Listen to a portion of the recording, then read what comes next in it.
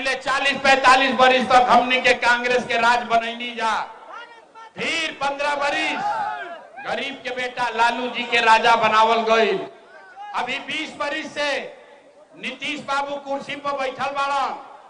दिल्ली में हमने के मोदी जी के भी जिता के बैठा के देख लेनी जा।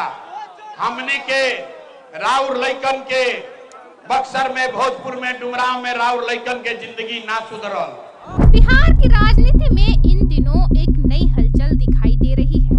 इस हलचल की वजह बने हैं जनसुराज के संस्थापक प्रशांत किशोर। चुनावी रणनीतिकार से लेकर जन आंदोलनकारी और अब एक राजनीतिक धारा की स्थापना करने वाले प्रशांत किशोर ने साफ कर दिया है कि आने वाले विधानसभा चुनावों में उनकी पार्टी पूरी ताकत के साथ मैदान में उतरेगी। लखीसराय के नगर भवन में आयोजित एक विशाल कार्यक्रम में उन्होंने घोषणा की कि जनसुराज बिहार की सभी 243 विधानसभा सीटों पर अपने उम्मीदवार उतारेगा। जिसको जितना सीट पर चुनाव लड़ना है लड़े।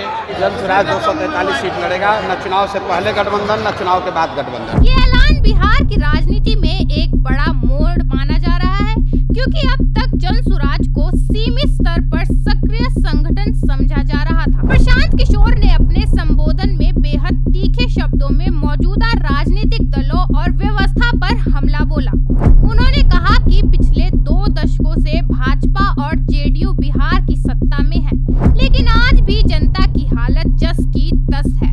ना शिक्षा में सुधार हुआ, ना स्वास्थ्य में और ना ही रोजगार के अवसर बने। उन्होंने दोनों दलों को 20 साल पुरानी एक्सपायरी दवा बताते हुए कहा कि इनमें अब किसी तरह के सुधार की उम्मीद नहीं बची है। इसके उलट जनसुराज को उन्होंने एक नई दवा की संज्ञा दी, जो व्यवस्था परिवर्तन का दम रखती है। उन्होंने जनता से सवाल किया कि जब पुरानी दवा असर करना बंद कर दे तो क्या कोई समझदार इंसान उसे ही दोबारा लेना चाहेगा या फिर नई दवा अपनाएगा। कार्यक्रम में प्रशांत किशोर ने जाति और धर्म की राजनीति पर भी करारा प्रहार किया। उन्होंने कहा कि आज भी बिहार के लोग जातिगत समीकरण और धर्म के नाम पर वोट देते हैं, कभी मुफ्त राशन और अनाज के लालच में, तो कभी अपनी जाति के उम्मीदवार को चुनने की वजह से लोग अपने बच्चों के भविष्य को दांव पर लगा देते हैं। बहुत सारे लोगों ने 5 किलो अनाज के लालच में मोदी जी को, भाजपा को वोट दिया है।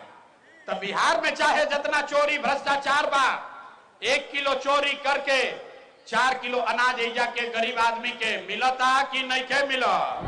यही कारण है कि बिहार आज भी पिछड़ेपन से जूझ रहा है और बुनियादी समस्या जस की तस बनी हुई है।